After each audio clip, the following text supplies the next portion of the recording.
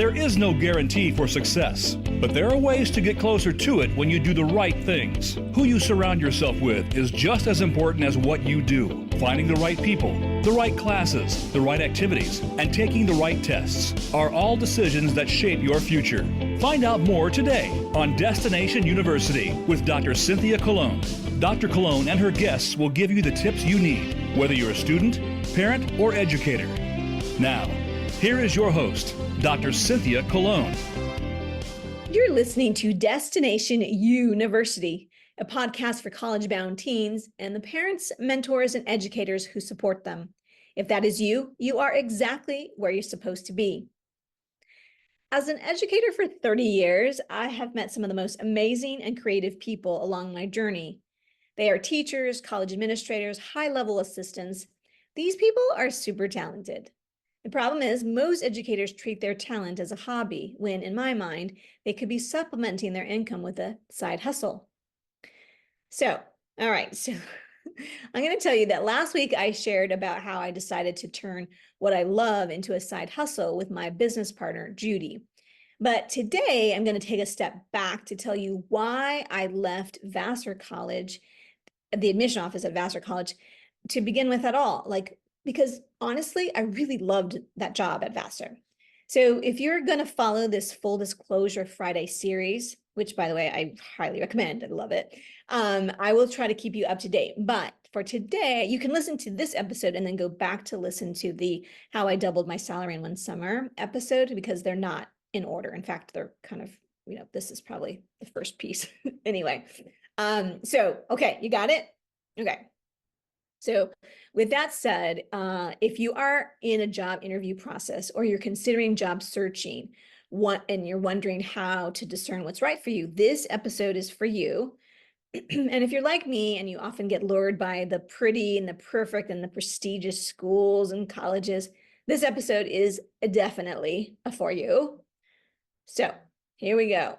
Hello, everyone. I am your host, Dr. Cynthia Colon, TEDx speaker, college admissions strategist, and author of the book, Be Committed, Get Admitted.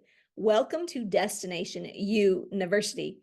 We help public and Catholic school students get private school advice to access top 100 colleges. We do this through our online or live group classes and private counseling. Consider me your happy success expert. Okay, so season 9. Full Disclosure Friday. And truth be told, there's no telling what's going to, happen each Friday. I'm going to just plan to tell you my edupreneur experience, and, we're going to just go from there. So leave a comment. And if you have topics for me that you want me to cover, I'm happy to do so because, I'm an open book. So, all right, I'm putting the video back on. So, I make make no excuses. I'm pretty, too vain to want to wear my glasses all day, every day. So I try to take them off when I can. But the truth is, I have little notes over here on the side and I need my glasses to see them. When did that happen, you guys? I don't know. I had literally really great vision once upon a time. And I was sitting next to Tamar at a conference. Tamar, if you're listening, that was you. We were at UCLA, Royce Hall. And I was looking, the screen is huge. So I was reading to her and she's like, you could see that? You have Superman vision. Yeah, I never had to wear glasses until I did. I won't tell you when. Okay, so let's get started because I want to tell you that, again, I'm looking at my notes, so no, don't judge. I loved traveling the country to meet families and encourage students about their college choices and their college dreams. That's what my job was at Vassar. So my memories of Vassar are some of the most happiest moments of my life. I loved the community that I had there, whether it was with Jane and Danielle, and then later with Nikki and Tim and Ilsa. And Ilsa and I lived in the same house that was an upstairs and a downstairs, and I had an apartment upstairs and she had downstairs. So we'd have these dinner parties and we just did so much. It was just so much fun to be in your 20s again. So I digress.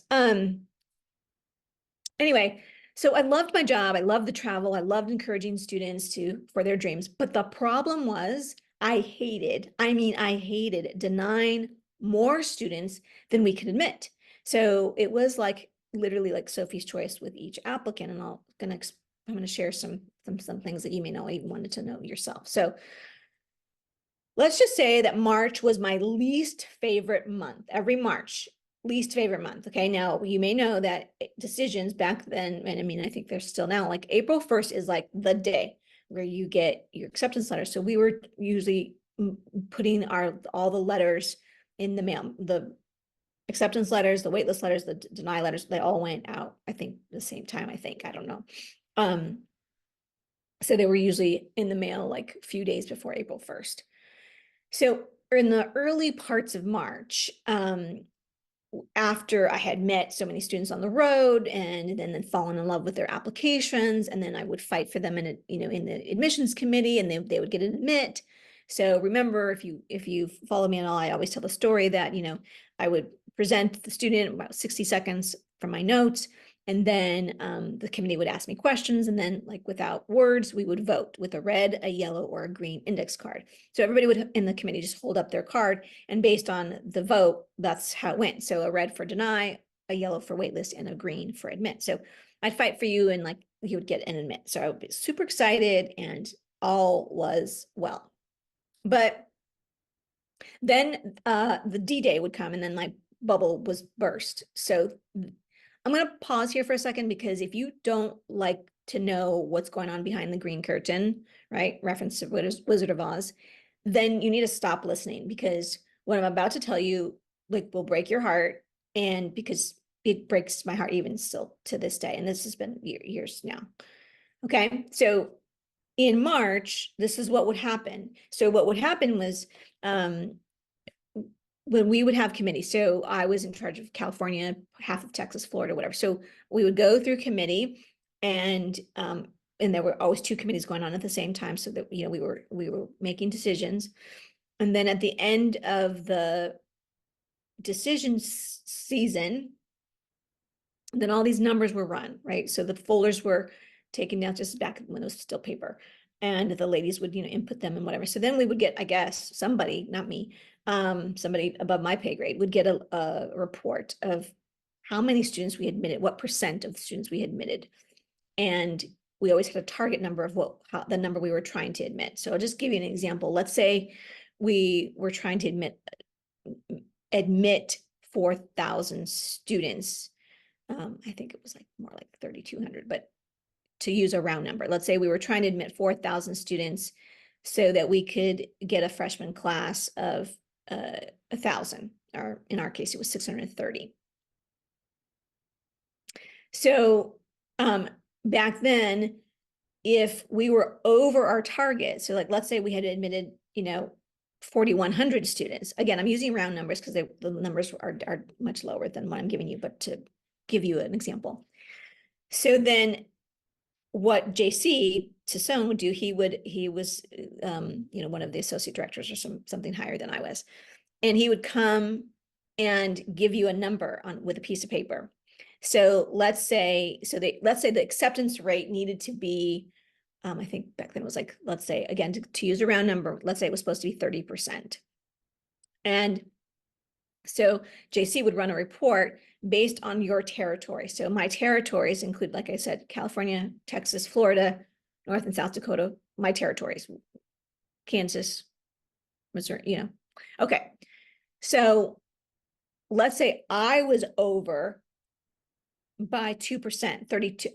In my states, in my territory, I admitted 32% through committee. So I would need to find 2% to cut. So that 2% percentage translated to a number. So he would give me the number. And let me tell you, I remember one year, one of us, because there were 7 of us total, maybe 6, I think there were 7 of us. I remember one person, I think it was Nikki. She had over admitted by like over 10%. So like a double-digit number. She was going to have to pull a lot of kids.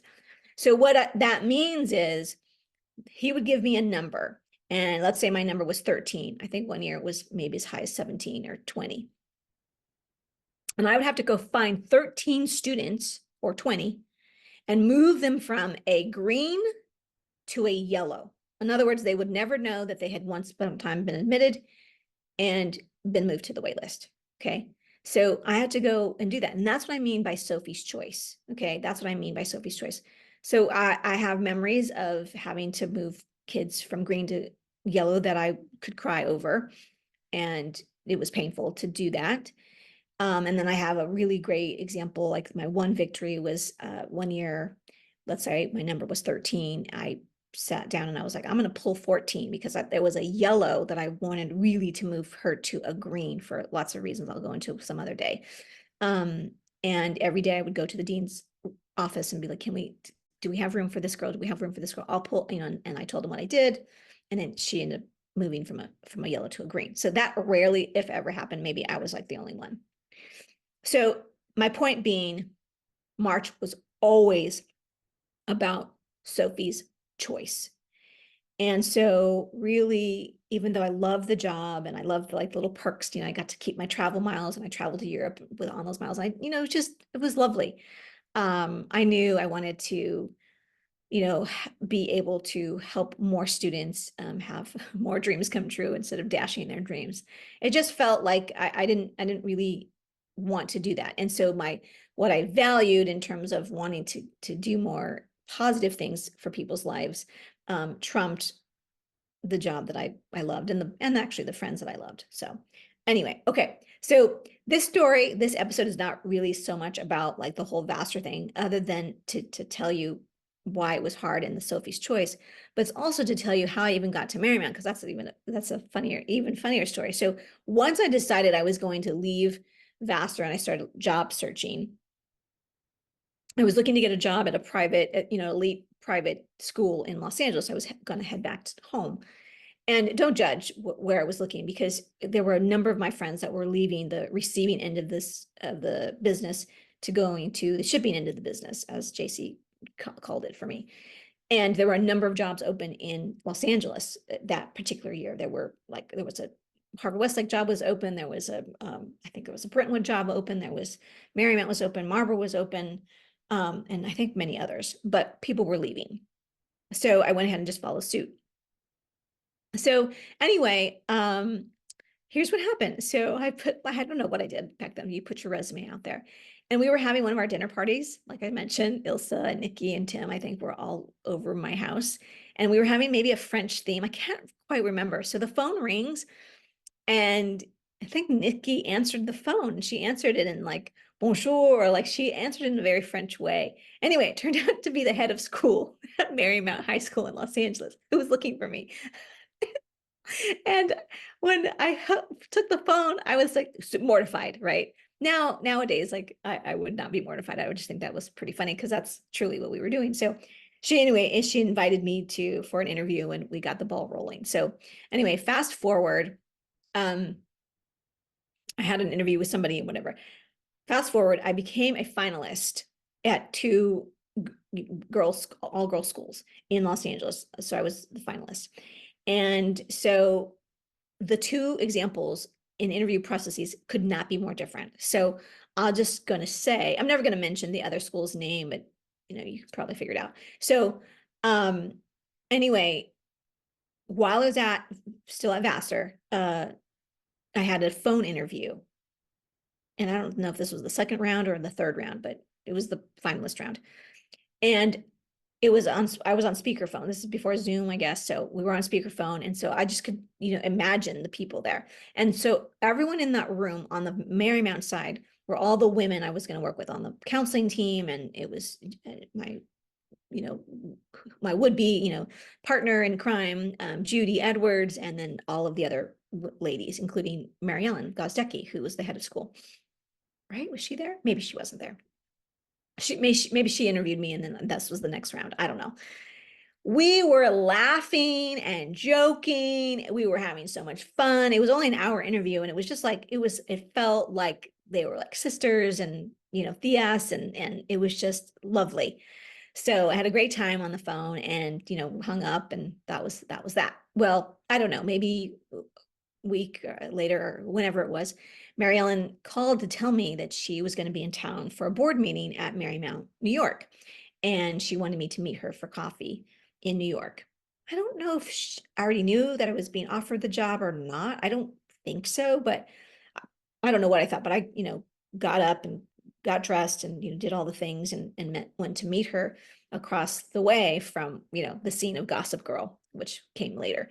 So Marymount, New York was always the backdrop, or I don't know, somehow it's connected to Gossip Girl. So we met there and she just said, oh, those ladies are going to kill me if I don't come back with your signature on this dotted line. We want to hire you. We want you, want you, want you.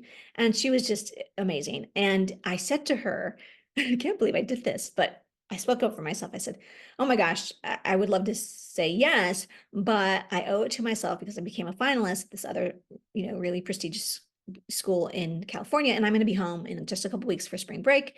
And I feel like I owe it to myself to go through that process. And knowing what I know now, like, oh, she said yes, and she allowed me to do that. But I'd have been like, girl, sign on the dotted line. Like, we need to wrap this up. Because I would, if I were her, I would be scared that that person was going to go to that interview and then, like, then not want to work with us. And then what was I going to do, right? So she agreed. Anyway, we had lovely coffee, or I didn't drink coffee back then, but probably tea, green tea. So that was that. So then fast forward a couple weeks later, or 2 or 3 weeks later, I don't know.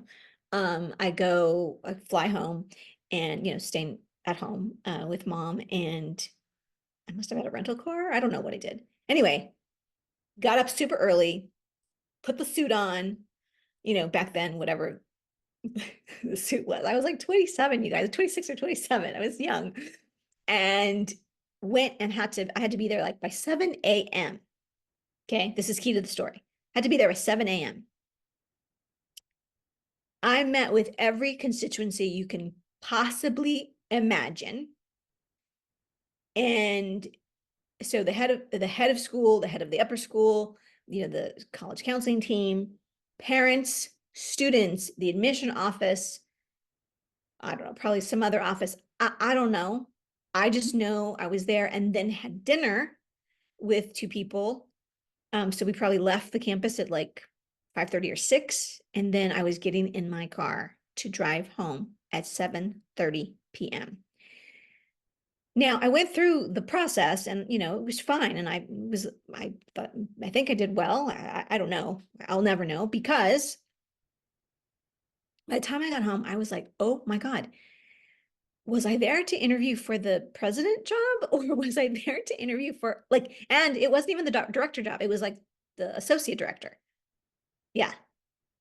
Girl, I'm telling you, I was exhausted. The next morning I got up, I woke up in, what was once my childhood bedroom. And I knew I did not want to work there. I hadn't been offered the job, truth be told, like, but I knew, I was like, even if they offer the job, I'm going to say no, no. Because I had so much fun with these ladies, and I hadn't even met the ladies in person yet. And so I called the other school and basically said, thank you, but no, thank you. And I'm going to take myself out of the running, and, whoever you have in the running still, best of luck to them. And I called Mary Ellen, and we made a time for me to come into the campus. This is the first time I was on the Marymount campus, and meet with her in her office, her big head of school office. And, I think I negotiated a little bit, but I didn't have much to stand on anymore, because I think I had already told her that I had already taken myself out over there. I don't know what I did. I didn't know that I knew how to negotiate back then, but nonetheless, I left there that day having signed the contract, and she was thrilled, beyond thrilled. And I was thrilled too. So I just knew that it was the right thing. I knew in my heart. And for the first time, you guys, I made a choice based on what I value, based on what I knew to be true to me. And I didn't get swept up in the sort of the pretty, the perfect, and the prestigious. As a reference I use it's in one of the chapters in my book, like, don't get wrapped up in that, right? There are plenty of pretty, perfect, and prestigious colleges that are not the right fit. So I'm putting this in college admission terms now, but back then I just knew in my gut where I wanted to be. and honestly is the best decision I think I've ever made in my life. And I've made a lot of decisions in my life, a lot of good decisions, mostly good decisions. But today I can tell you that my community of friends, families, colleagues, mentors that I made there. Today I joke, like all roads lead back to Marymount somehow. When I think about Sheetal, who lives in Chicago, I went and I stayed with her. I still, when I visit there, I stayed there with her. She's still a good friend. When I went to Bozeman, Montana, Natalie was living there with her husband and kids, and I went to stay with her when I was doing my travels. She's now back in LA, but I still chat with, meet with, go watch football with Deborah, and then the ladies, Judy and Margaret and Amy and Sandy and Lindsay and Tracy and Kathy and Marilyn and Valerie. And oh my gosh, you guys, the list goes on and on. Michelle Youssef is absolutely one of my best friends in the world, who I met at Marymount, and we were both in each other's weddings. So I just had a phone conversation today. So anyway, it was absolutely the best decision. So my point is really this: follow your gut. Like, it was Sophie's choice for me, but not really, right? At the end of the day, I thought it was going to be Sophie's choice. I'm telling Mary Ellen, the person who was offering me a job, that at the time was going to double my salary from what I was making at Vassar, which is why a lot of people leave college admissions to begin with. I was like, holy smokes, like, she's offering me a real job with real money, and like, I'm telling her, can you wait?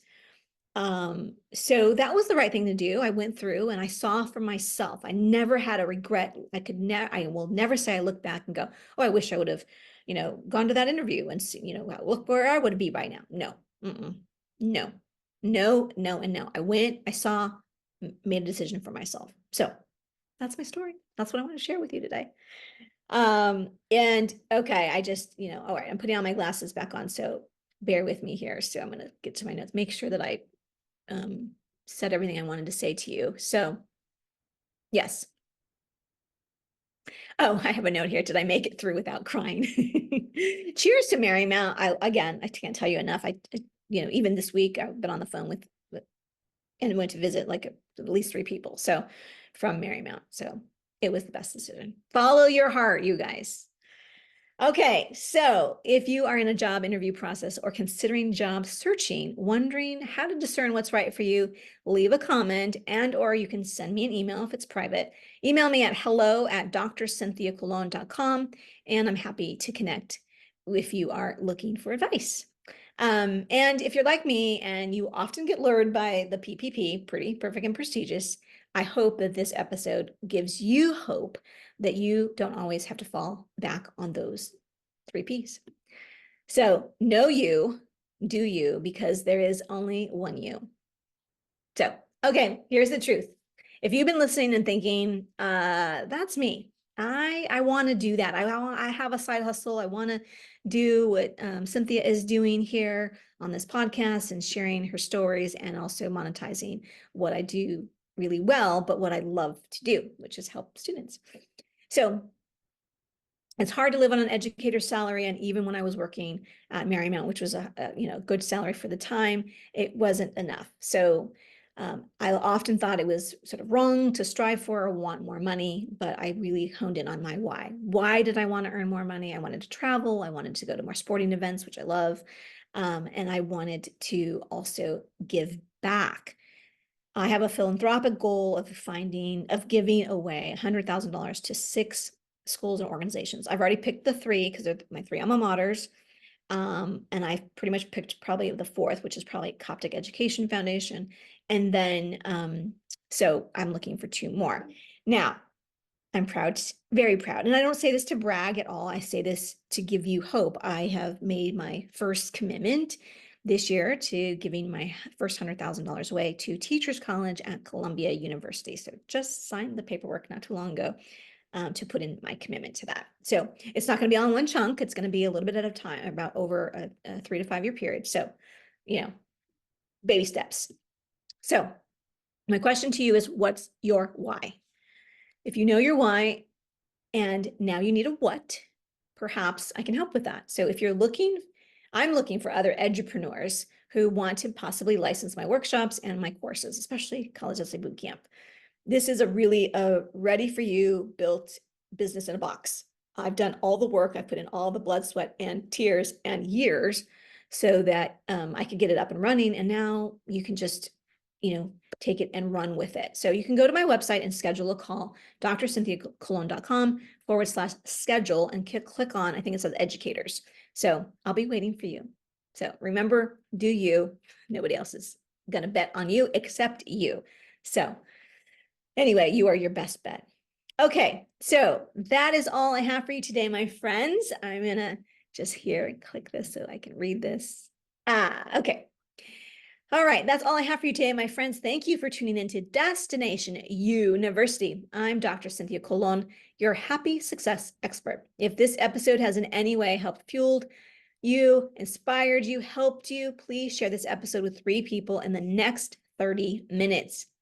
Thanks for listening this week. You can subscribe to Destination University wherever you get your podcast. And while you're there, leave us a review because it sure does help a lot. By subscribing and reviewing, you are helping to grow the community of informed families across the nation. So thank you for joining the movement. And remember, you guys, if you haven't binge listened to our previous seasons, I would say do it, because if you know an 8th grader or a high school student, they want to really just dive in and take in every piece of advice possible. They just want to be obsessed with the college admission process so they get it right. And you want to start with episode 1, where I interview my mom, Lydia Franco, because everybody just loves her. They love her more than they love me. And once again, if you found value in today, please share this episode with 3 families in the next 30 minutes. I'll be sure to see you next week, same time, same place. Until then, wherever you are, may you have a happy and sunny day. Bye for now. Okay. Oh my gosh. I love, love, love sharing all of that with you. So again, if you have found value, do share it. But also really, if you guys are discerning or thinking or wondering how you can make more cash, I'd be happy to have a chat with you. Okay. That's all. Bye for now. Thank you so much for listening this week to Destination University. Be sure to join Dr. Cynthia Colon again and get one step closer to your success.